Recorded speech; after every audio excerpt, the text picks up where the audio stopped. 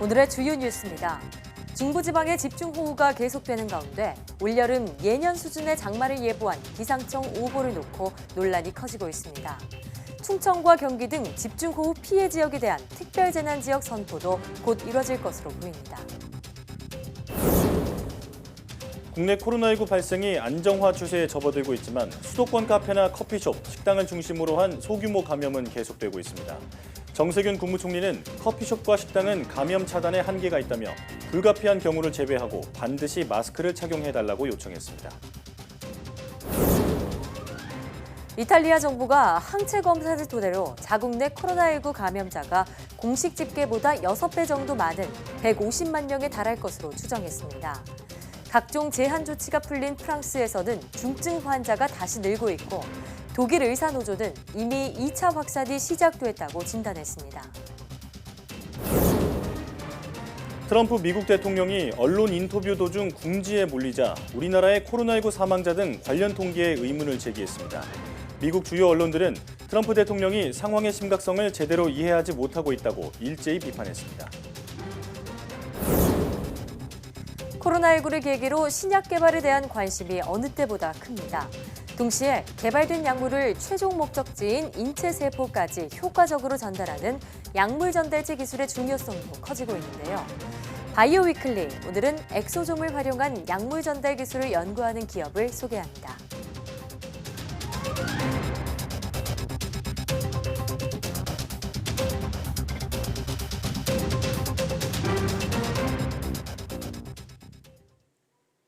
여러분 안녕하십니까? 사이언스 투데이입니다. 이번 폭우로 심각한 피해를 입은 지역에 대해 정부가 최대한 신속하게 특별 재난 지역으로 선포하는 것을 검토하기로 했습니다. 이르면 6일에 충청과 경기 지역이 특별 재난 지역으로 선포될 것으로 보입니다. 홍선기 기자가 보도합니다. 멀쩡하던 집이 금가고 기운 채 급류에 휩쓸려 위태롭게 서 있습니다. 집 안은 온통 진흙투성이에 살림살이는 멀쩡한 것이 없을 정도인데다 마당 밖 길가에까지 나뒹굽니다. 꼭대기까지 물에 잠겼던 비닐하우스에는 하루아침에 못 쓰게 된 농작물이 농민들 마음을 핥힙니다. 다시 해야 될 것 같아요. 비닐도 교체를 하고 안에 오이를 따다가 지금 딴 지 얼마 안 된 상태에서 저렇게 돼서 중부지방에 쏟아진 집중호우로 피해가 눈덩이처럼 불어나자 지자체들은 중앙정부에 특별재난지역 선포를 요청했습니다. 정부도 상황이 심각한 지역에 대해 우선적으로 신속한 검토에 들어갔습니다. 행안부는 충북, 경기, 충남 지역의 특별재난지역 선포 건의에 대해서 최대한 신속하게 검토해 주시고 특별재난지역은 지자체 요청을 받은 중앙사고대책본부장이 건의를 하면 심의를 거쳐 대통령이 선포합니다. 선포 지역은 구호와 복구에 필요한 행정이나 재정은 물론 금융과 세제 등의 특별 지원이 이루어집니다. 또 각종 피해 복구비 50%는 국비로 지원해 지자체의 부담을 덜 수 있습니다. 최근에는 지난 3월 코로나19가 급속 확산한 대구와 경북 일부 지역이 특별 재난지역으로 선포되기도 했습니다. 정부는 최대한 신속하게 검토한다는 입장이어서 충청과 경기 지역에 대한 특별 재난지역 선포는 조만간 이루어질 것으로 보입니다. YTN 홍선기입니다. 정부가 집중호우로 큰 피해를 본 중부 지역에 특별교부세 70억 원을 긴급 지원합니다. 지역별 지원 규모는 경기, 충북, 충남에 각 20억 원, 강원 지역에 10억 원입니다. 행정안전부는 피해시설 응급복구와 이재민 구호 등에 필요한 비용을 보조하기 위한 것으로 지역별 시설 피해 규모와 이재민 수 등을 종합적으로 고려해 지원 규모를 결정했다고 밝혔습니다. 중부지방에는 지난 1일부터 나흘 동안 최고 600mm에 달하는 기록적인 폭우가 내렸습니다. 장마 전선에 태풍이 몰고 온 수증기가 공급되면서 비구름이 폭발적으로 발달했기 때문입니다. 정혜윤 기자입니다. 잠기고 무너지고 넘치고 하늘이 뚫린 듯 쏟아지는 장대비에 침수와 산사태 피해가 속출했습니다. 이례적으로 길어진 장맛비로 중부지방은 지난 1일부터 나흘 동안 600mm에 육박하는 기록적인 비가 내렸습니다. 특히 경기 안성에 시간당 102.5mm의 물폭탄이 쏟아지는 등 폭우의 강도도 역대급이었습니다. 중부지방에는 정체 전선이 긴 시간 오르내리면서 남북으로 폭이 좁고 동서로 긴 강한 비구름이 계속 유입되면서 강한 집중호우가 쏟아졌습니다. 4호 태풍 하구핏의 영향도 겹쳤습니다. 중국에 상륙한 태풍이 몰고 온 수증기가 우리나라로 유입되며 비구름이 폭발적으로 발달했기 때문입니다. 여기에 태풍이 소멸하며 만들어지는 강한 저기압이 우리나라를 통과할 것으로 보입니다. 태풍으로부터 그 수증기가 공급되어서 상당히 많은 비가 내렸는데 본격적으로 열대성 저기압으로 변해서 그게 이제 우리나라 쪽으로 이동을 해옵니다. 서울하고 황해도 사이 정도로 통과할 것으로 현재는 보이는데 기상청은 밤사이 중부지방에 최고 500mm의 비가 더 내리고 이후에는 전국에 강풍을 동반한 폭우가 쏟아질 것으로 전망했습니다. YTN 정혜윤입니다. 국내 코로나19 확산이 진정 국면으로 접어드는 가운데 강남의 한 커피숍에서 10명이 넘는 확진자가 발생해 다시 긴장이 높아지고 있습니다. 정세균 국무총리는 커피숍과 식당 등은 감염 차단에 한계가 있다며 불가피한 경우를 제외하고는 마스크를 반드시 착용해달라고 당부했습니다. 정 총리의 발언 내용 직접 들어보겠습니다. 인구가 밀집한 수도권에서는 카페, 커피숍, 식당 등을 중심으로 소규모 집단 감염이 산발적으로 나타나고 있습니다. 카페, 커피숍 등에서는 현실적으로 거리 두기와 마스크 착용이 쉽지 않아 감염 확산을 차단하는 데 한계가 있습니다. 더구나 이러한 곳에서의 조용한 전파 사례는 감염 원인과 경로를 밝혀내기도 어려운 특성을 가지고 있습니다. 사실상 마스크 착용과 거리 두기만이 최고의 백신입니다. 식사 등 불가피한 경우 외에는 꼭 마스크를 착용하시고 실내에서도 거리 두기 유지 등 방역 수칙을 철저히 지켜주시기 바랍니다. 의대 정원 확대 방안에 반발하며 의료계가 7일부터 파업을 예고한 것과 관련해 정부가 대화로 풀겠다는 입장과 함께 집단행동 과정에서 불법적 요소가 발생하면 법과 규정에 따라 대응하겠다고 경고했습니다. 김강립 중앙재난안전대책본부 1총괄 조정관은 의료계 집단행동과 관련한 정부 입장을 발표하면서 이렇게 말하고 특히 국민에게 위해가 발생할 경우 엄중히 조처하겠다고 밝혔습니다. 이어 의대 정원 확대 문제와 관련한 대한의사협회의 협의체 구성 제안을 수용하며 의협 등 여러 의료단체를 만나 폭넓게 협의 중이라고 말했습니다. 실제 파업이 발생할 경우에 대비한 비상진료 대책도 언급하면서 응급실과 중환자실, 수술실 등 필수 유지 인력 분야는 대체 순번 지정이나 대체 인력 확보를 각 병원에 요청했으며 복지부와 지자체가 24시간 비상진료 상황실을 운영할 계획이라고 설명했습니다. 의료계 파업과 관련한 정부의 입장 발표에도 의료계는 예정대로 파업을 강행할 방침입니다. 대한전공의협의회는 정부가 언급한 대화 의지는 정책 변화 없이 전공의들에게 이해를 요구하는 수준이라며 지금으로선 오는 7일 파업을 강행할 수밖에 없다고 밝혔습니다.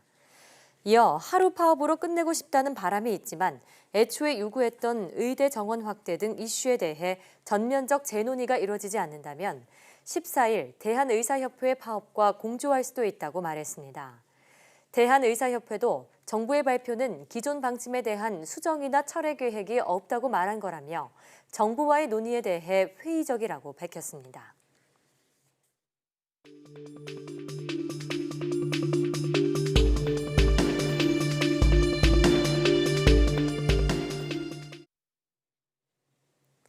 강남의 한 커피숍에서 10명이 넘는 확진자가 발생해 확산 우려가 커지고 있습니다. 정부는 커피 전문점 등과 관련해 새로운 방역 수칙을 마련하는 등 대책 마련에 나섰는데요. 코로나19 브리핑 고려대학교 약학대학 김정기 교수와 함께 자세히 알아보겠습니다. 교수님 안녕하십니까? 어서 오세요. 네.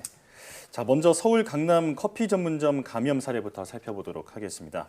이 홍천 캠핑장에 관련돼 있던 그 확진자가 방문한 것으로 알려진 이 커피 전문점에서 또 음식점까지 감염이 이어지면서 연쇄 감염이 발생했는데요. 감염자들이 한 자리에 앉은 것은 아니라고 하는데 이렇게 코로나19 전파가 이루어진 원인 어떻게 보고 계십니까? 그러니까 기존에 홍천 캠핑장 같은 경우에 우리가 얘기하는 지표 환자가 있거든요. 근데 그 지표 환자보다는 실제로 어떻게 보면은 지표 환자 기준으로 봤을 때는 그 강남의 커피숍이 하루가 늦습니다. 네. 근데 근원 환자라고 그래서 우리가 보통 감염원이라고 하는 환자를 근원 환자라고 얘기하는데요. 그러니까 여러 가지 역학조사를 진행을 해봤더니 실제로는 커피숍에서 홍천 캠핑장에 지표 환자가 감염이 됐고 예. 그로 인해서 캠핑장에서 어떻게 보면 소규모 집단 감염이 일어났다. 현재는 이렇게는 보고 있습니다. 그래서 예. 지금 이제 어떻게 보면 논란의 여지가 되고 있는 게 커피숍에서 같은 테이블도 아니고 실제로는 2m 이상 한 3m 예. 정도로 보고 있거든요. 그러니까 옆에 있는 테이블에 있는 환자, 그러니까 어떤 사람이 감염이 어떻게 됐느냐라는 거 가지고 논란이 되고 있는데 실제로 우리가 얘기하는 비말의 거리가 1m에서 2m로 보고는 있는데 이게 그냥 산술적인 수치지 예. 딱 바이러스가 2m까지만 가고 그 이상은 안 가는 게 아닙니다. 그러니까 예. 우리가 통계학적으로 봤을 때 보통은 2m까지 최대 2m까지 가는 거지 네. 그 이상 3m, 3m도 충분히 갈 수가 있는 거군요. 그러니까 여건에 따라 다 다른 겁니다. 그리고 네. 더군다나 비단 이제 공기에서 비말로 통한 전파 이외에도 우리가 환경이라고 그래서 시설에 묻어 있는 바이러스를 통해서 우리가 손이나 이런 것들을 통해서 감염이 충분히 가능히 하거든요. 네. 그래서 복합적으로 고려를 해봐야 됩니다. 근데 현재는 정밀한 역학조사가 진행 중이고 향후의 결과를 지켜봐야 되겠지만 어쨌든 우리가 산술적으로 2m라고 하는 것보다도 더 먼 거리에도 충분히 감염이 가능하다 이렇게 예. 보시면 될 것 같습니다. 예. 커피 전문점은 워낙 많은 사람들이 이용하는 곳이다 보니까 여러 가지 변수가 나올 수 있을 것 같은데요. 정부가 집단 감염 우려가 큰 커피 전문점 등에 대해서 방역 수칙을 내놨습니다. 일단 카페나 식당 등에서 불가피한 경우를 제외하고는 마스크를 꼭 쓰고 있어라 이렇게 대책을 내놨는데 이게 과연 실효성이 있을지 의문이 좀 드는 상황입니다. 그러니까 이 부분은 실효성의 문제가 아니라 국민들이 그러니까 자신을 감염병으로부터 지키기 위해서는 반드시 지켜야 되는 부분입니다. 그러니까 네. 어떻게 보면은 정부 입장에서는 권고안으로 이런 지침을 내려놓는 거지만 네. 실제로 지금 코로나19라고 하는 어떤 감염병으로부터 나를 보호하기 위해서는 누군가 권고안이나 지침을 내놓기 전에 내 스스로 보호를 해야 되는 거거든요. 예. 그러니까 예. 실제로 개인적으로 제가 봤을 때에는 가장 대표적인 그러니까 여러 가지 어떤 시설들이 있습니다. 고위험 네. 시설이라고 얘기하는 비단 그 중에서는 실제로 우리 방역 당국에서 고위험 시설이라고 지정되어 있는 부분도 있고요. 그렇지 않은 시설들도 있는데 제가 개인적으로 볼 때는 커피숍 같은 경우에는 실제로 여러 가지 요건이 고위험 시설의 조건을 가지고 있습니다. 그래서 지금까지 보면 그러니까 비단 이번에 커피숍에서 어떻게 보면 소규모 집단 감염이 발생을 했지만 예. 과거에 충분히 발생 가능성 있는 개연성이 있었거든요. 맞습니다. 그러니까 오히려 그동안 발생이 안 된 게 어떻게 보면 미스테리다. 저는 이렇게 보고 있습니다. 그러니까 예. 실제로 커피숍을 방문을 했을 때 대부분의 손님들이 마스크를 착용을 안 하고 계시거든요. 네, 이런 부분들. 맞습니다. 그리고 밀폐된 공간이고 거기에 에어컨이라든가 여러 가지 환기 시설들이 가동이 되는 조건이거든요. 그러다 보니까 더군다나 불특정 다수가 방문하는 곳이고, 예. 그러니까 모든 조건을 갖추고 있기 때문에 실제로 커피숍과 같은 이런 시설을 방문하실 때에는 항상 조심을 하셔야 된다라고 저는 개인적으로 말씀드리고 싶습니다. 예. 이 커피숍 같은 곳이 고위험 시설의 요건을 모두 다 갖추고 있기 때문에 우리 스스로의 자발적인 그 방역 의지가 중요하겠습니다. 자, 해외 유입 사례가 줄지 않고 있는 점도 문제인데요. 음성 확인서를 제출하고 입국한 500명의 그 외국인 가운데 22명이 뒤늦게 확진 판정을 받았거든요. 이렇게 뒤늦게 국내에서 양성이 나오는 이유가 뭡니까? 글쎄요, 여기에는 여러 가지 요인이 있는데 기본적으로 이제 그 현재 그 해외에 있는 특히 방역 강화 대상 국가의 어떤 국민들이 우리나라로 방문을 했을 때 지금 PCR 음성 확인서를 제출하도록 되어 있고 그 음성 확인서를 우리 대사관과 그리고 방역 당국이 협의를 해서 지정을 한 기관에서 발급을 받게 돼 있거든요. 예. 근데 이 부분에 그러니까 신뢰성 문제가 기본적으로는 있습니다. 예. 신뢰성 문제가 있고 실제로 위조나 이런 것들에 대해서 철저하게 관리 감독이 되고 있느냐 이런 부분에 대해서도 우리 방역 당국에서 철저히 검증이 돼야 되는데 네. 이런 부분들이 실제로 검증되고 있느냐라는 의문점이 좀 있고요. 예. 그리고 실제로 음성 확인서를 발급받은 이후에 그 위에 감염될 개연성도 충분히 있거든요. 예. 그러니까 복합적인 요인들이 있습니다. 그래서 이런 부분에 대해서 앞서 말씀드린 전자의 경우에는 우리 방역 당국과 대사관에서 철저한 관리 감독이 필요하다 이렇게 네. 보고 있고요. 후자의 경우에는 어떻게 보면 어쩔 수 없는 상황이기 때문에 실제로 방역 강화 대상 국가에서 입국하시는 분들에 대해서도 향후에 추후에 진단 검사를 진행을 하고 있거든요. 그러니까 예. 추가적으로 거르는 방법밖에는 현재는 어떤 묘수가 있지 좋다라고 저는 보고 있습니다. 그래서 네. 이런 것들을 복합적으로 잘 관리를 해야지만 해외로부터 지역사회 감염으로의 발전을 차단할 수 있다 이렇게 보고 있습니다. 네. 자, 그런가 하면 코로나19 치료제로 꼽히고 있는 렘데시비르를 국내 위중, 중증 환자에게 투여를 했더니 이상 반응이 나왔다. 이런 보고가 나왔습니다. 렘데시비르를 계속 투여해도 괜찮을까요? 글쎄요, 이 부분은 굉장히 좀 아직까지는 어떤 결론을 내기엔 좀 시기상조다 이렇게 말씀을 드리고 싶고 네. 기본적으로 렘데시비르가 효능이 그럼 우수하냐? 그러니까 어쨌든 이런 논란이 과거에 있는데 그럼에도 불구하고 긴급 승인을 받았습니다. 네. 그러고선 우리나라에서는 그러니까 106명의 대상으로 해서 그중에 4명의 이상 증상이 있었다라고 현재는 보고는 하고 있는데 예. 비율적으로 보면 상당히 낮은 수준은 맞습니다. 네. 근데 여기에 지금 보고되고 있는 4건의 부작용 중에 뭐 발진이라든가 두드러기라든가 이런 것들은 예. 일반적으로 약물에서 발생하는 부작용 중에 하나입니다. 네. 근데 우리가 좀 주목해야 될 부분이 간 수치가 올라간다. 올라간 부분. 네. 그래서 이 부분은 우리가 ALT라고 해서요. 예. 그러니까 황달이나 특정 간 손상이 일어나기 증후가 발생하기 바로 직전에 네. 지표로서 ALT라고 하는 효소의 혈중 수치가 올라가는 증상을 보이고 있거든요. 예. 그래서 이걸 지표로 삼고 있는데 실제로 렘데시비르를 투여했을 때 이런 ALT와 같은 지표가 올라간다라는 거는 향후에 간 손상을 비롯한 여러 가지 간 질환 유발할 가능성이 굉장히 높다라는 그렇군요. 얘기이기 때문에 이 부분은 방역 당국에서 주의 깊게 관찰을 하고 특히 주치의나 임상의가 주의 깊게 확인을 해야지만 어떤 특별한 그 이후의 부작용을 막을 수 있다 이렇게는 보고 있습니다. 네. 네. 자, 그런가 하면 최근에 폭우가 쏟아지면서 수해가 발생을 했죠. 이재민이 머물고 있는 그런 임시 거주 시설에서 혹시 집단 감염이 발생하지 않을까 이런 그 우려하는 목소리가 나오고 있는데 코로나19의 그 이재민 방역과 관련해서 조언을 좀 해주시죠. 기본적으로 임시시설에 가신 우리 이재민 분들 같은 경우에는 불편하시겠지만 특히나 그 속에서는 이제 냉방이라든가 이런 부분이 제대로 작동 안 할 수도 있거든요. 예. 그럼에도 불구하고 하루 종일 방역 수칙을 지키셔야 되는 부분이 있기 때문에 네. 기본적으로 가능하면은 마스크를 계속 착용을 하셔야 되는데 예. 이런 부분이 상당히 어렵습니다. 실제로는. 그래서 저는 일단 이재민 분들은 내가 지킬 수 있는 방역 수칙은 지키셔야만 한다라고 예. 어쩔 수 없이 이렇게 말씀을 드리고 싶고요. 우리 그 정부에서는 그러니까 임시보호시설을 제한돼 있는 특정 시설만 허용을 하는 게 아니라 여러 군데 복수의 시설을 같이 폭넓게 섭외를 하시면서 실제로 이재민들이 이런 거리두기가 가능한 그런 조건을 만들어 주셔야 한다 이렇게는 예. 보고 있습니다. 왜냐하면 이게 하루 종일 그러니까 우리가 학생들도 지금 지난 1학기 동안 개학을 하면서 하루 종일 마스크를 착으면서 어려움을 호소를 했었거든요. 예. 똑같이 실제로 이재민 분들 같은 경우에는 아침부터 주무실 때까지 계속 이 수칙을 지켜야 되는 부분이기 때문에 예. 현실적으로 굉장히 어렵습니다. 그러다면 어떤 시설적인 조건을 맞춰줘야 된다. 그래서 예. 하나의 특정 보호시설이 아니라 복수의 시설을 실제로는 마련을 해주시고 네. 이재민들이 분산돼서 거리두기가 가능하도록 이런 방역 수칙을 만들어 주셔야 되지 않나 이런 생각을 가지고 있습니다. 예. 자, 그런데 이 바이러스가 건조한 환경에서 좀 많이 확산한다 이런 얘기가 있는데 코로나19 바이러스는 비가 내린다고 해서 습도가 높아진다고 해서 활동이 약해지지는 않는가 봅니다.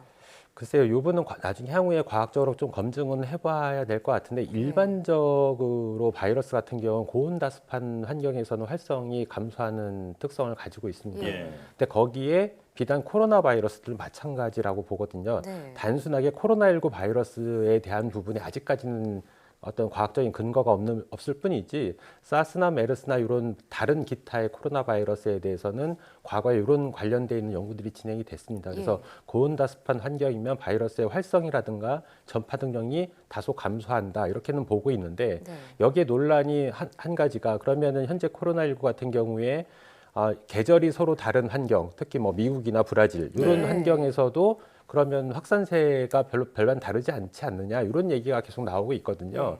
맞습니다. 그러니까 기본적으로 바이러스는 온도가 올라가고 다습한 환경에서는 활성이 떨어지는 건 맞는데요. 근데 숙주, 그러니까 말하자면 우리 사람들이 많이 감염돼 있을 지금 팬데믹 같은 환경에서는 영향을 덜 받는다. 네. 반대로 얘기하면 영향은 받되 실제로는 그러니까 큰 폭으로 눈에 띄는 영향은 지금 같은 환경에서는 안 보이지만 예. 실제로는 세세하게는 영향을 받는다. 저는 이렇게는 보고 있습니다. 네. 그래서 실제로 과거에 우리가 6, 7월 달에 보면은 일일 확진자 수가 30명에서 50명 수준을 보였거든요. 예. 그러니까 최근에는 한 자릿수에서 열 몇 명 이렇게 왔다 갔다 하고 있습니다. 크게 맞습니다. 안정돼 있는 추세를 보이는 게 네.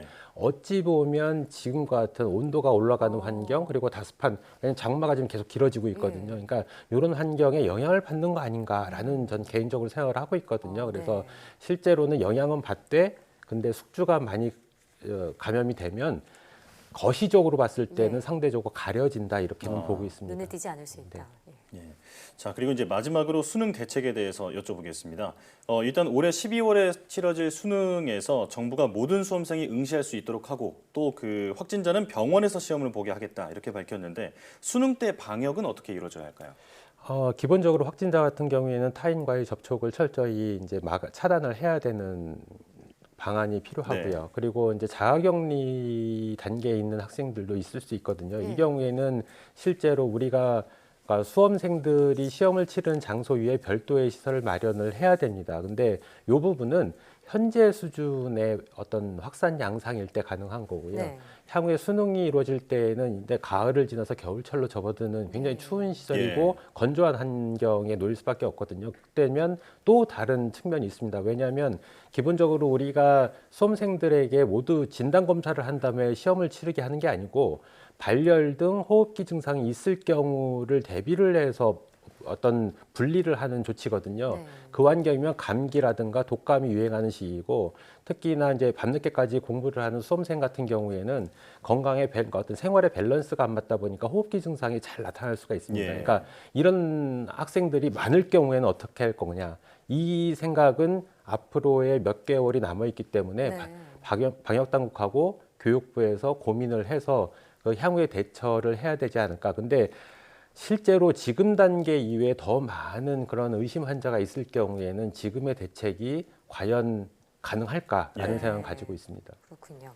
사상 첫 12월 시험인데다 말씀하신 대로 코로나19 재유행 가능성이 겹쳐서 수험생들의 우려가 큰 상황인데요.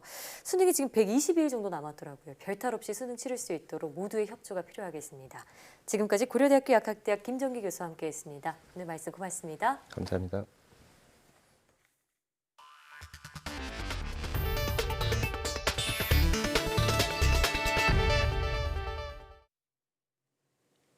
이탈리아 정부가 자국 내 코로나19 감염자가 공식 집계보다 6배 정도 더 많을 것으로 추정했습니다. 독일에선 다음 달 시작되는 프로축구의 새 시즌에 관중 입장 재개가 추진되고 있습니다. 보도에 조승희 기자입니다. 이탈리아 코로나19 감염자 수가 공식 집계보다 6배는 많을 것이라는 추정이 나왔습니다. 이탈리아 보건부와 통계청은 최근 전국에서 무작위에 선정된 6만 4,600여 명을 상대로 코로나19 항체 검사를 한 결과 전 국민의 2.5%인 148만 2천여 명이 감염 전력이 있을 것으로 추정됐다고 발표했습니다. 보건당국이 4일 발표한 누적 확진자 수 24만 8천여 명의 6배에 달하는 수치입니다. 각종 제한 조치가 해제되고 있는 프랑스에선 코로나19 제2의 확산 우려가 나오고 있습니다. 외신에 따르면 최근 사흘간 3천 명이 넘는 확진자가 발생하고 지난 3일 중환자가 지난달 31일에 비해 13명이나 늘었습니다. 4월 이후 이어온 중환자 감소세가 처음 멈춘 것으로 올가을 재확산 우려를 키우고 있습니다. 프랑스 과학자문위원회는 보건부에 보낸 의견서에서 현재 상황이 불안정하며 언제든 스페인처럼 통제가 약화될 수 있다고 경고했습니다. 이런 가운데 독일에선 다음 달 18일 시작되는 분데스리가 새 시즌에 당국의 허가를 전제로 관중 입장이 추진되고 있습니다. Wie viele Zuschauer wieder Großveranstaltungen besuchen können, ist keine Entscheidung der DFL, sondern ist eine Entscheidung der politischen Verantwortlichen. 분데스리가 측은 관중 입장 허용에 대비해 자체 바이러스 차단 계획도 내놨습니다. 오는 10월까지는 경기장 내 맥주 판매와 스탠딩 응원을 금지하고 감염 차단을 위해 연말까지 원정 팬 입장도 금지할 계획입니다.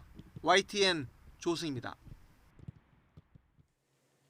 독일 의사노조가 최근 휴가철에 독일 내 코로나19 신규 환자가 증가하는 것과 관련해 이미 2차 확산기에 접어들었다고 평가했습니다. 독일 의사노조 마르부르거 분트의 주잔나 조네는 4일 한 신문 인터뷰에서 독일은 이미 조금씩 증가하는 2차 확산기에 돌입했다고 말했습니다. 그는 코로나19 사태 이전의 생활로 돌아가려는 욕구와 통제 조치를 없애려는 것이 방역 과정에서 이루어온 성공을 일거에 무너뜨릴 수 있다며 마스크 착용과 사회적 거리 준수를 촉구했습니다. 독일에서는 지난 주말 베를린에서 약 2만 명이 마스크를 착용하지 않고 사회적 거리도 준수하지 않은 채 통제 조치 해제를 요구하는 시위를 벌였습니다. 세계보건기구 WHO가 러시아의 코로나19 백신 양산 계획을 두고 백신에 대한 효과 및 안전성 지침을 준수할 것을 촉구했다고 AFP 통신이 보도했습니다. 크리스티안 린트마이어 WHO 대변인은 현지 시간 4일 유엔 제네바 사무소 정례 브리핑에서 어떤 백신이든 다양한 임상시험과 검사를 거쳐야 한다면서 이같이 말했습니다. 그는 무엇을 위한 백신인지, 누구에게 도움을 줄 수 있는지, 부정적인 부작용이 있는지를 확실히 알기 위해선 안전지침을 반드시 지켜야 한다고 강조했습니다. 그러나 그는 러시아 백신의 사용에 대해 WHO가 공식적인 통지를 받지 못했다며 만일 공식적인 어떤 것이 있다면 WHO 유럽 사무소에서 분명히 이것을 조사할 것이라고 덧붙였습니다. 미국 제약회사 노바백스가 미 정부의 자금 지원을 받아 개발 중인 코로나19 백신이 초기 임상시험에서 긍정적인 결과를 얻었다고 밝혔습니다. 노바백스는 현지 시각 4일 의학 논문 사전 공개 사이트를 통해 이 같은 임상 일상시험 결과를 공개했다고 CNBC 방송 등이 전했습니다. 노바백스는 호주에서 건강한 성인 131명을 상대로 백신 후보 물질을 2차례 투여하는 방식으로 임상시험한 결과 참가자 대부분의 체내에서 면역에 필요한 중화항체와 T세포가 확인됐다고 밝혔습니다. 항체 농도도 코로나19 입원 환자의 혈청 샘플에서 보이는 것과 유사할 정도로 높은 수준이었고 심각한 부작용도 없었습니다. 캐나다 보건당국이 코로나19 백신이 나오더라도 마스크 쓰기 등 방역 대책을 2, 3년간 지켜야 할 것으로 경고했다고 CBC 방송 등 현지 언론이 4일 보도했습니다. 캐나다 최고 공중보건관인 테레사 템 박사는 이날 1일 브리핑에서 코로나19 백신이 개발돼도 특효약이 될 것으로 기대할 수는 없다면서 이같이 밝혔습니다. 템 보건관은 백신이 코로나19 발발 이전의 생활을 되돌리기 어려울 것이라며 물리적 거리두기, 손 씻기, 마스크 쓰기 등 보건 대책의 시행이 계속 중요하다고 강조했습니다. 중국 정부가 우리나라 유학생과 취업자 그리고 기존 거류증 소지자의 입국을 완화해 비자 신청을 접수하고 있습니다. 이에 따라 그동안 중국 정부의 입국 제한으로 국내에 머물고 있는 우리 유학생과 기업 주재원, 자영업자는 물론 동반 가족들은 중국 비자를 받고 항공권을 구입하면 재입국이 가능해질 전망입니다.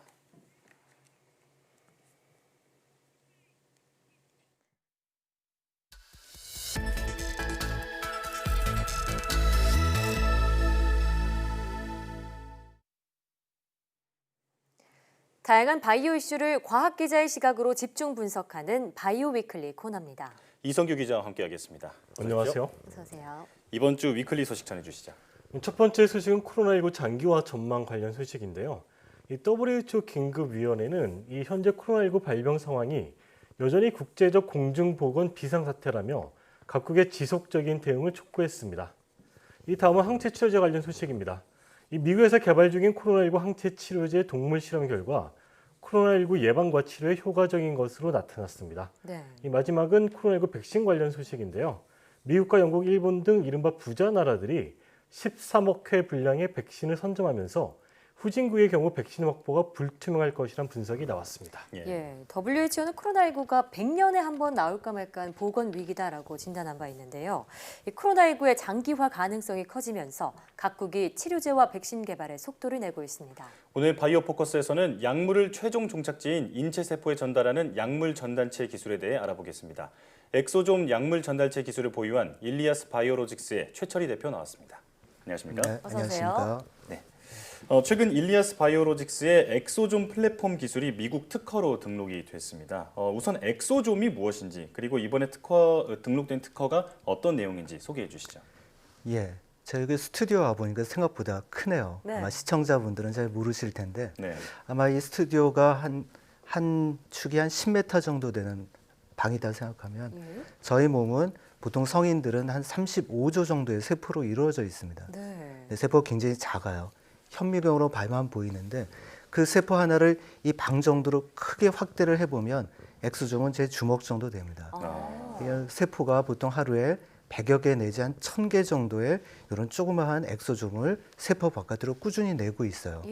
한 30년 전부터 이제 그런 거를 과학자들이 알고 있었는데 그게 무슨 일을 하는지는 잘 모르고 있었어요. 근데 한동안은 이 엑소좀이라는 게 세포에서 필요 없는 거를 바깥으로 버리는 흔히 얘기하면 뭐 종량제 봉투 같은 것으로 이제 생각을 하고 있었는데 최근 한 10년 전부터 그렇지 않다. 굉장히 중요한 물질이 있어서 옆에 있는 세포, 심지어는 혈류를 돌아서 저 멀리 있는 세포에까지 그런 물질을 전달시켜 줌으로써 어떤 생체 기능을 변화시키는 굉장히 중요한 물질이다라는 게 밝혀졌습니다. 그럼 당연히 산업적으로는 두 가지로 활용을 할 수 있겠죠.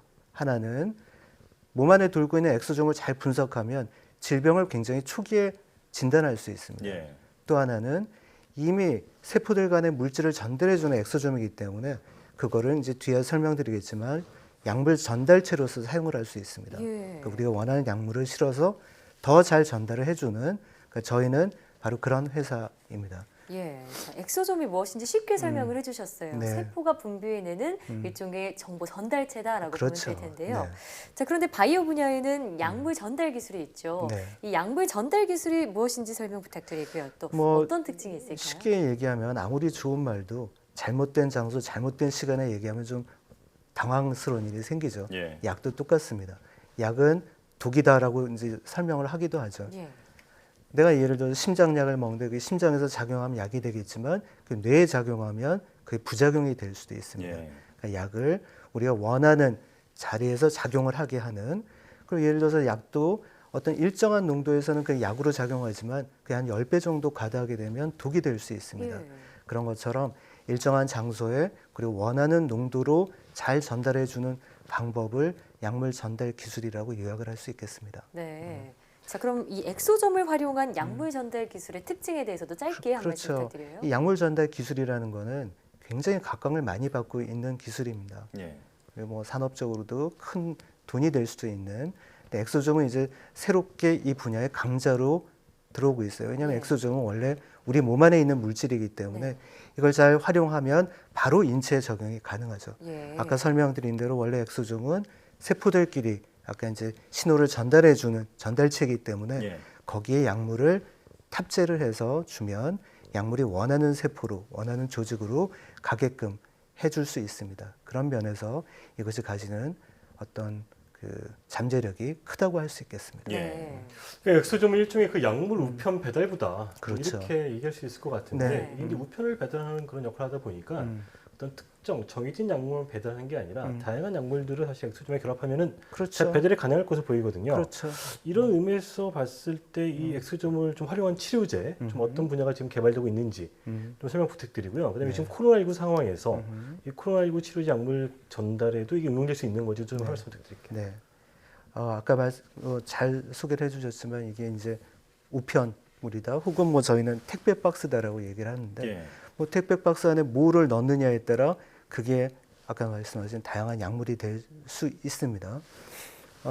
저희 회사 같은 경우에는 뭐 여러 가지 이제 파이프라인, 뭐 저희가 개발하는 걸 파이프라인이라고 설명을 하는데 뭐 항암제도 개발을 하고 있고, 그 다음에 선천성 희귀질환의 치료제도 개발하고 있지만 가장 선두적으로 가고 있는 게 항염증. 그러니까 염증이라고 하는 거는 우리 몸에 어떤 손상이 됐을 때 그거를 복구하기 위해서 원래 우리 몸이 하는 작용이 과다하게 됐을 때 우리는 그걸 염증이라고 얘기합니다. 그러니까 사실 염증이 관여 안 된 질병이 거의 없다고도 할 수 있어요. 뭐 그렇다고 그러면 모든 병에 만병통치약처럼 다 듣느냐, 그건 아니고 염증이 이제 과다한 거는 뭐 예를 들면 코로나도 말씀하셨지만 폐혈증이나 요즘 코로나에서 이제 사이토카인 스톰 그런 얘기들 이제 아마 일반인들 많이 들으실 겁니다.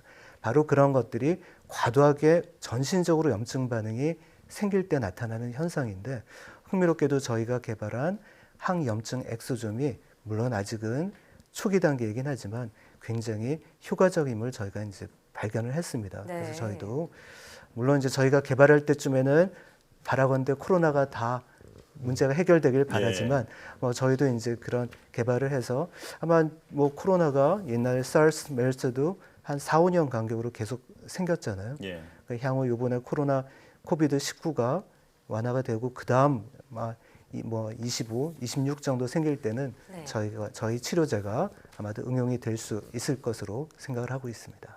근데 그 약물 전달 기술이 굉장히 다양한 질병 치료 응용될 수 있다까지 설명을 해주셨는데 이 어떤 그 엑소좀 약물 전달체고 이제 엑소좀이랑 다양한 이 치료제를 결합하는 시장이 그러니까 이 엑소좀은 기존의 어떤 화학적인 방식으로 만든 게 아니라 생체에 있는 물질 이원들은 굉장히 인체 친화적이잖아요. 그래서 발전 부자가 굉장히 좀 클 것 같은데 앞으로 어떤 전망 한 말씀 해주시면 어떻게? 네, 뭐 전망은 저한테 물어보시면 아주 유망하다라고 할 수 있겠습니다. 근데 아직은 엑소좀이 시장에 나온 제품은 없어요. 이게 이제 개발되기 시작한 게 채 10년이 되지 않습니다. 하지만 뭐 저희를 비롯한 모든 사람들이 향후 5년, 뭐 길게 보면 10년 이내에 수십 조의 시장을 이룰 것은 누구도 의심하지 않습니다. 근데 제일 먼저는 줄기세포 회사들이 가장 먼저 가고 있어요. 줄기세포에부터 유래된 엑소좀을 줄기세포 대신 사용하는 것부터 시작해서 저희처럼 그걸 이제 전문화된 의약품으로 만드는 기술에 응용을 하고자 하고 있습니다. 이 대표께서는 이제 이 기업을 창업하시기 전에 뭐 지금도 현재 계시지만 카이스트 교수로 계시잖아요. 그럼 이제 교수를 하시다가 어떤 바이오 기업을 창업하신 계기가 뭐 있는지 좀 궁금하고요. 뭐 좀 경영을 하면서 조금 뭐 에피소드가 있다면 한두 개 좀 소개 좀 부탁드릴게요.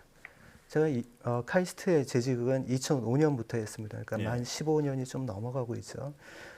제가 이제 회사를 창업한 것은 2015년, 이제 5년째 돼가고 있고, 그 전에 한 10년 전에 또 굉장히 유망한 기술을 한번 개발을 한 적이 있었습니다. 그거는 이제 그 손이나 발에 혈류가 흐르는 거를 실시간으로 측정을 할 수 있는, 그래서 그거를 당시에는 이제 당뇨 환자분들이 가장 문제가 다리에 이제 혈류가 잘 안 통해서 심지어는 다리를 자르는, 우리가 흔히 당뇨발이라고 하는 질병을 쉽게 진단할 수 있는 이제 기계로 이제 개발을 해서 중견 업체에 기술 이전을 한 적이 있었어요.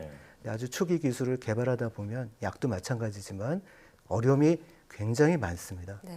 근데 그 회사는 이미 본인들이 잘 돈을 버는 어떤 그런 분야가 있는데 이런 새로운 분야에 어려움을 만나니까 한 2번 정도는 잘 견디신 것 같아요. 근데 3번째 되니까 포기를 하시더라고요. 그래서 이번에 엑소좀 치료제 기술을 개발을 하고, 원래 저는 카이스트에 재직하기 전에 이제 의대를 나온 이제 의사고 이제 전문의까지 하고 나서 이제 이 길을 왔어요. 그러니까 남들보다 이게 의학적인 적용에 대해서 누구보다도 좀 더 잘 봤던 것 같습니다. 그리고 아까 말씀드린 제가 개발하지 않으면 아마도 이거는 이제 중도에서 멈춰질 것이다라고 생각을 하게 돼서 창업을 하게 됐습니다. 에피소드는 너무 많아서 제가 나중에 기회가 될 때 한번 말씀을 드리겠습니다. 알겠습니다. 자, 그 앞서서 항암제라든지 희귀질환 그리고 또 뭐 항염증제 여러 가지 그 사업을 말씀해 주셨는데 신약 개발이랄지 향후 사업 계획도 궁금합니다. 저희를 뭐 신약 개발 회사다라고 이제 설명을 해주셨지만 다르게 보면 저희는 굉장히 초기 생명과학 회사입니다. 근데 저희가 약을 만들어서 이걸 직접 병원에 환자에까지 팔 수 있는 그런 마케팅 능력은 저희는 없어요. 그래서 저희가 뭐 흔히 잘 아시는 임상, 1상, 2상, 3상을 끝까지 가서 약을 개발하는 건 저희는 해서는 안 됩니다. 저희는 그렇게 생각을 하고 있고요. 아까 엑소좀에 무엇을 탑재하느냐에 따라 뭐 저희는 많게는 수백 개, 수천 개의 파이프라인이 나올 수 있기 때문에 그런 가능성을 저희는 보고 빨리 그거를 약으로 실제 개발하여 환자한테 줄 수 있는 능력을 가진 큰 제약회사에 우리가 흔히 말하는 라이센싱 아웃이라는 게 저희의 이제 사업 목표이고, 다만 큰 제약회사가 관심을 가지게끔 이게 사람한테 써도 충분히 안전하고 그다음에 효과도 있다라는 것들을 이제 최대한 검증을 하면 그만큼 저희 기술을 더 높은 가치로 라이센싱 아웃을 할 수 있겠죠. 그것이 저희의 이제 전략입니다. 한 말씀 들어봤는데 이 엑소좀 약물 전달 기술의 선도주자가 되길 저희도 함께 기대해 보겠습니다. 네, 감사합니다. 네, 지금까지 일리아스 바이오로직스 최철희 대표, 이성규 기자와 함께했습니다. 오늘 말씀 고맙습니다.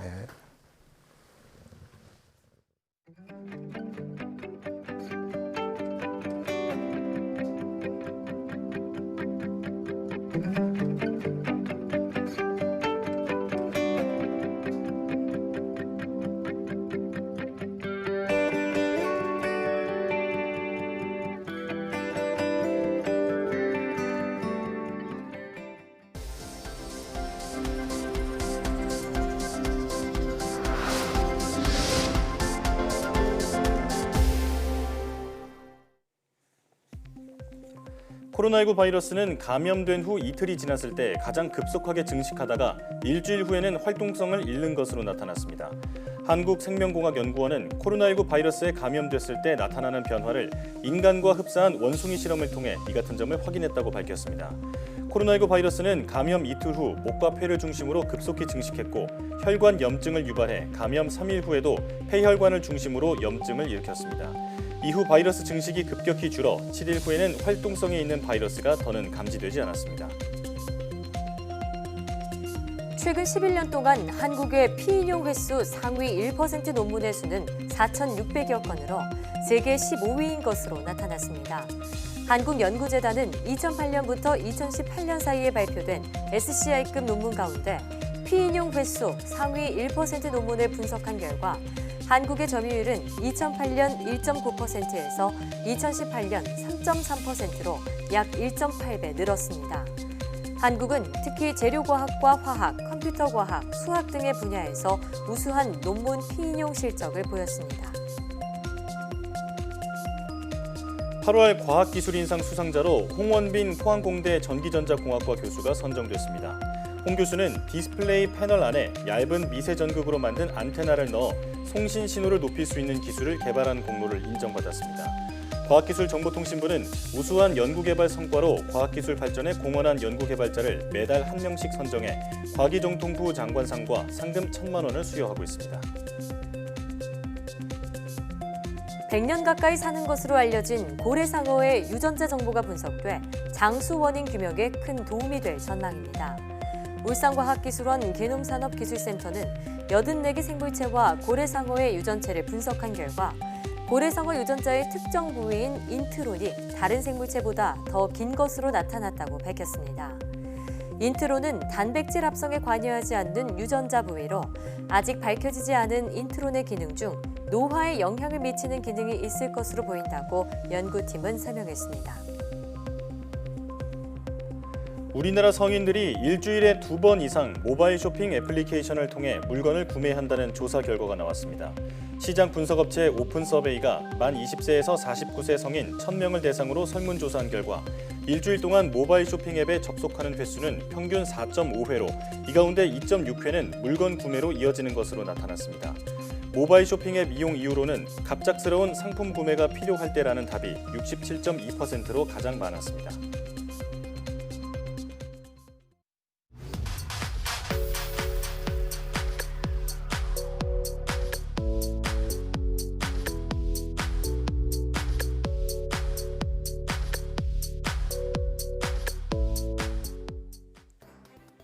집중호우로 인한 피해가 잇따르면서 관련 감염병 우려도 커지고 있습니다. 우선 식중독을 예방하려면 물은 반드시 끓여 먹고 음식도 익혀 먹는 게 안전합니다. 또 전력이 끊긴 적이 있다면 냉장고에 있는 음식은 모두 버려야 합니다. 공화직염같이 상처를 통해 감염되는 질환도 조심해야 하는데요. 몸에 상처가 났다면 물에 닿지 않게 하고 세균 감염 우려가 있으니 병원에 빨리 찾는 게 좋습니다. 사이언스 투데이 오늘 저희가 준비한 소식은 여기까지입니다. 함께해 주신 여러분 고맙습니다.